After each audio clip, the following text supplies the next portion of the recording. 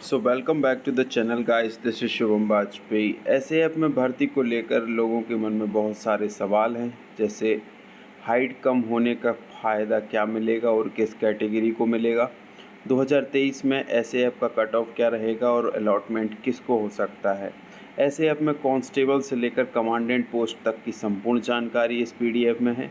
साथ ही ऐसे ऐप में पोस्टिंग होने से पढ़ने का टाइम मिलेगा अथवा नहीं, इन्हीं सारी चीज़ों को आज हम इस वीडियो में डिस्कस करने वाले हैं, जिसके लिए हमने बाकायदा एक पीडीएफ भी तैयार कर दी है। अगर ये पीडीएफ आप प्राप्त करना चाहते हैं तो आप हमारे टेलीग्राम चैनल एसबी स्टूडियो से ये पीडीएफ प्राप्त कर सकते हैं, ठीक है। और आप चाहें तो कोई भी क्वेरीज़ के लिए हमें इंस्टाग्राम पर जो है फॉलो कर सकते हैं। हमारा इंस्टाग्राम हैंडल है SB Studio_276।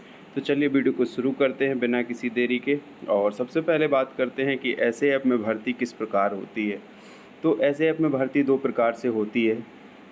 पहला तरीका तो ये होता है कि जब कोई अभ्यर्थी चॉइस फिलिंग में ऐसे ऐप भरता है और ऐसे ऐप का कट ऑफ पार कर जाता है तो उसमें ऐसे ऐप में वो सिलेक्ट हो जाता है। आपने अगर पहले नंबर पर चॉइस फिलिंग में ऐसे ऐप भरा है और आपने ऐसे ऐप का कट ऑफ पार कर लिया है तो आपको ऐसे ऐप अलॉट हो गया। पहला तरीका तो ये हो गया। दूसरा तरीका ये होता है कि अभी जो है आपके नंबर के हिसाब से आप डीएफ के लिए क्वालिफाई नहीं किए हों और ऐसे ऐप के लिए क्वालिफाई हों।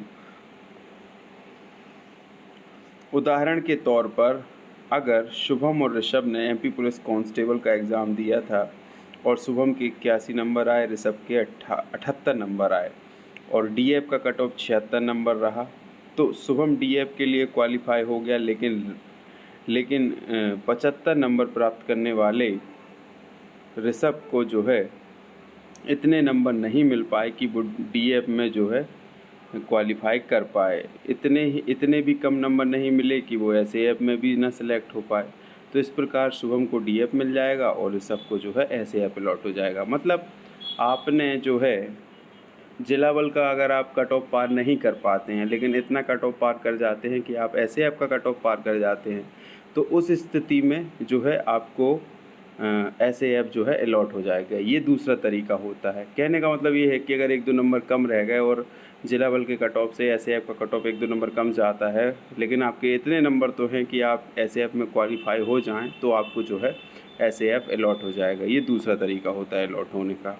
दूसरी बात एक और बता दूं यहाँ पर कि कोई ऐसे ऐप से जो है जिला बल में स्विच नहीं कर सकता है। ऐसा कोई रूल्स नहीं है कि कोई जिला बल से ऐसे ऐप में चला जाए और ऐसे ऐप से जो है जिला बल में चला जाए। चलिए अब हाइट की बात कर लेते हैं, जो कि 2022 में कहानी कुछ अलग थी, लेकिन इस बार जो है कहानी कुछ अलग है। इस बार हाइट में छूट नहीं है जनरल और ओबीसी कैटेगरी के लिए।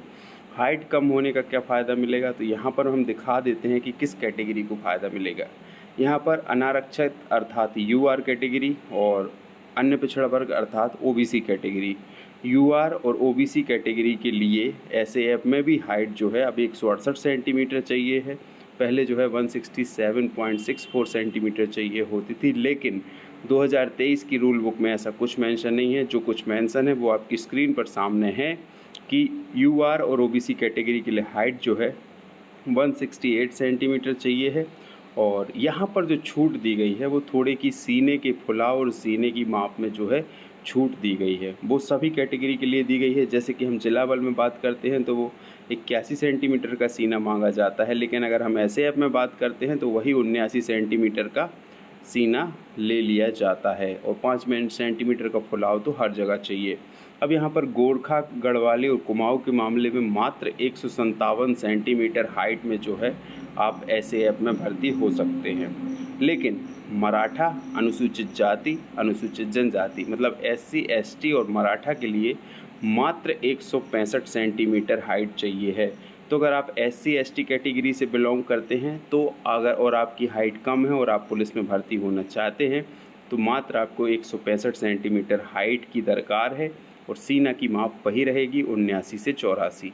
ठीक है, तो 165 सेंटीमीटर हाइट है अगर आपकी और आप SC ST कैटेगरी से बिलोंग करते हैं तो आप ऐसे ऐप से फॉर्म भर के जो है सिलेक्ट हो सकते हैं।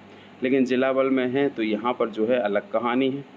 यूआर, ओबीसी और SC कैटेगरी के लिए 168 सेंटीमीटर हाइट चाहिए है और ST कैटेगरी के लिए 160 सेंटीमीटर हाइट चाहिए है। ठीक है, अब अपन चूँकि इस वीडियो में बात कर रहे हैं एसएएफ की, तो जो है यहाँ पर एसएएफ की और बात कर लेते हैं कि एसएएफ का कट ऑफ क्या रहेगा। तो भाई देखो, कट ऑफ के बारे में इसलिए कुछ नहीं कहा जा सकता कि जब आपका डीएफ कट ऑफ जो आएगा, कितने फॉर्म भर रहे हैं, कैसा पेपर आ रहा है, एग्ज़ाम होने के बाद ही जो है कट ऑफ का अनुमान लगाया जा सकता है।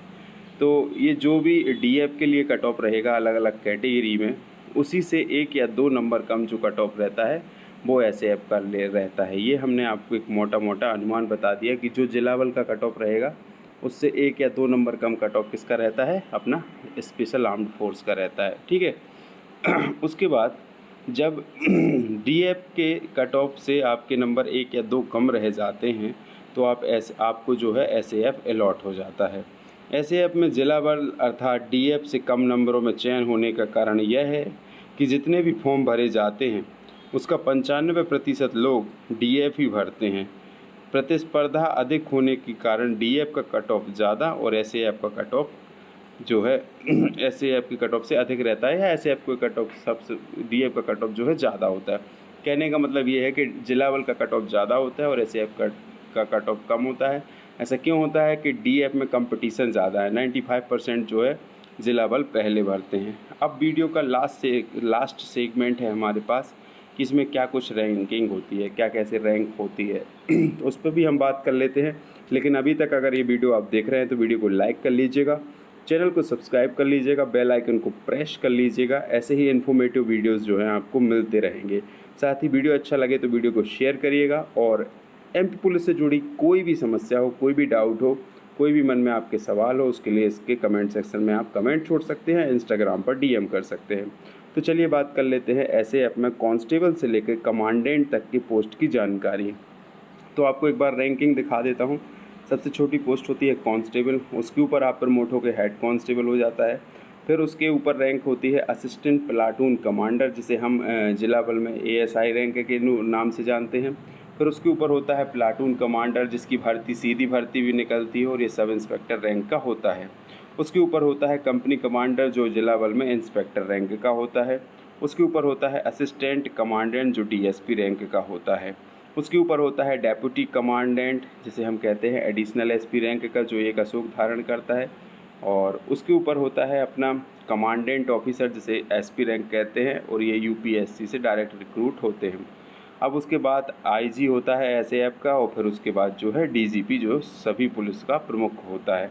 इसके बाद क्या है एसएएफ में ये तो अपने रैंक बता दें, इसका पीडीएफ आप मेरे टेलीग्राम चैनल से डाउनलोड कर लेना, ठीक है। अब एक और लास्ट सवाल जो कि मुख्यतः बहुत सारे बच्चों के मन में आ रहा है, क्योंकि बहुत सारे बच्चे जो हैं आगे तैयारी करना चाहते हैं और एग्ज़ाम्स देना चाहते हैं और हायर पोस्ट के लिए जो है पढ़ाई लिखाई करना चाहते हैं। तो उनके मन में ये सवाल रहता है कि सर, अगर हम एसएएफ ज्वाइन करते हैं तो हमें पढ़ने का समय मिलेगा अथवा नहीं। तो मैं आपसे कहना चाहूँगा कि जिला बल से दुगना समय पढ़ने का जो है आपको एसएएफ में मिलेगा। एसएएफ का टाइम फिक्स होता है, ड्यूटी फिक्स होती है, टाइम टू टाइम होता है। ऐसा नहीं होता कि जिला बल में आपको कभी भी किसी भी समय जो है कोई भी काम आ जाए। तो यहाँ पे अगर आप एसएएफ ज्वाइन करते हैं तो जिला बल की अपेक्षा एसएएफ में पढ़ने का बहुत समय मिल जाता है, क्योंकि एसएएफ की कार्यप्रणाली जिला बल की तरह नहीं होती। यहाँ पर आपको थाने में रोज़मर्रा कोई ना कोई काम हो, यहाँ पर कंपनी में एक बार ट्राई करके एक ही जगह, मतलब कंपनी जो है एक ही जगह, आपकी कंपनी जहाँ डिप्लॉय होती है वहीं स्थिर रहती है। आपको जब ही काम लिया जाता है, जब ज़रूरत पड़ती है। एक प्रकार से समझने के तौर पर हम कह सकते हैं कि आप एक रिज़र्व बल हैं, इसमें पढ़ने का बहुत समय मिल जाता है, ठीक है। तो एक प्रकार से हम ये कह सकते हैं कि आप एक बटालियन फोर्स हैं, रिज़र्व बल हैं। मतलब जब कोई स्थिति आएगी, कहीं लॉ एंड ऑर्डर हो गया, या कोई बंदोबस्त ड्यूटी है, या कोई तीज त्यौहार वाली ड्यूटी है, या कोई वीआईपी ड्यूटी है, या कोई मूवमेंट हो रही है, वैसी ड्यूटी है, तो एक स्पेशल पर्पस के लिए आपको यूज़ किया जाएगा। अदरवाइज़ आप एक रिज़र्व बल के तौर पर जो है, आप एक डिसिप्लिन फोर्स के तौर पर आप अपनी बटालियन में, अपने बैरक में रहेंगे, सुबह शाम का जो है रूटीन फॉलो करेंगे, और पूरा टाइम जो है आपके पास सेफ रहता है पढ़ाई लिखाई के लिए। तो एसएएफ में भी अगर आप भर्ती हो जाते हैं तो बिल्कुल भी अफसोस करने की बात नहीं है। यहाँ पढ़ने का पर्याप्त टाइम मिलेगा, वेतन पूरा आपको जिला बल के बराबर ही मिलेगा, ग्रेड पे में कोई भी परिवर्तन नहीं है और कोई दिक्कत नहीं है। वर्तमान का जो हमारा सिनेरियो चल रहा है उसमें सरकारी नौकरी होना ज़रूरी है। फ़िलहाल इस पर तो हम बाद में ही काम करेंगे कि कौन सी नौकरी हमारे पास है। तो ये इन्फॉर्मेटिव वीडियो अगर आपको अच्छा लगा है और ये मेहनत अगर अच्छी लगी है तो वीडियो को लाइक, शेयर, कमेंट, सब्सक्राइब ज़रूर कर दीजिएगा। साथ ही ये वीडियो शेयर करिए। आपका एक शेयर हमें मोटिवेशन देता है आपके लिए अच्छे कंटेंट को बनाने के लिए।